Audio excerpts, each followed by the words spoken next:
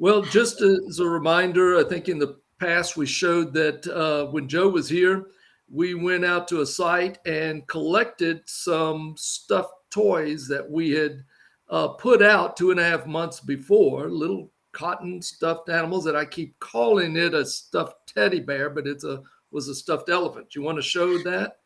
I can indeed. Let me just pull that up for you. This was Here's the 3D scan of that fossil stuffed elephant.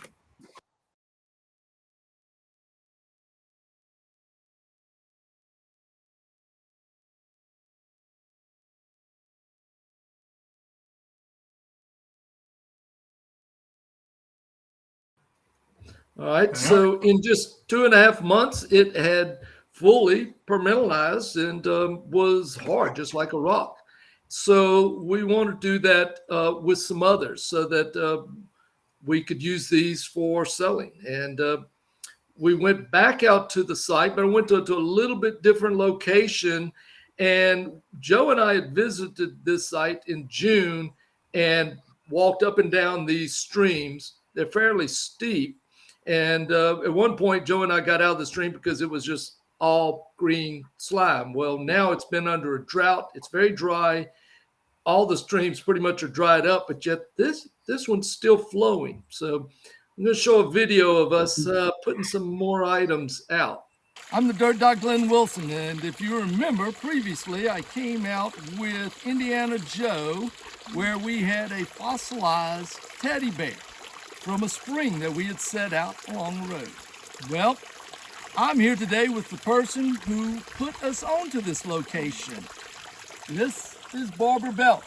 Barbara Belk spotted this area where there was an unusual stream coming out of the mountainside, very high in minerals. But today, we're back out and we're going to set out a series of these. This is the first week in November, so that when Indiana Joe comes back in February, we can come up here and see if they have also fossilized. As you can see, there's a lot of vegetation. In this vegetation, all these leaves are very rapidly fossilizing as well. And this is because of the mineral-rich waters that are seeping out of the mountainside. Okay, I don't know if we need to show the other one, but I told the group on Tuesday when we went back out there, I don't know if you noticed, but the slime has been coated with the iron and it's already starting to harden, but not in all areas. And I was standing on that ledge and my feet hit some of the slime that was still slimy.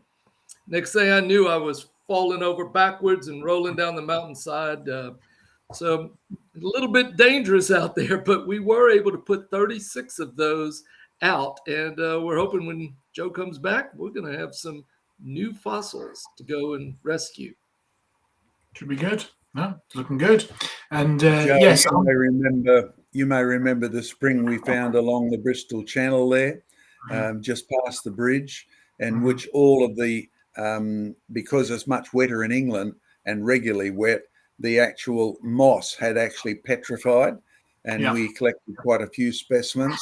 And, it would have been unbelievably slippery if it had done what you had.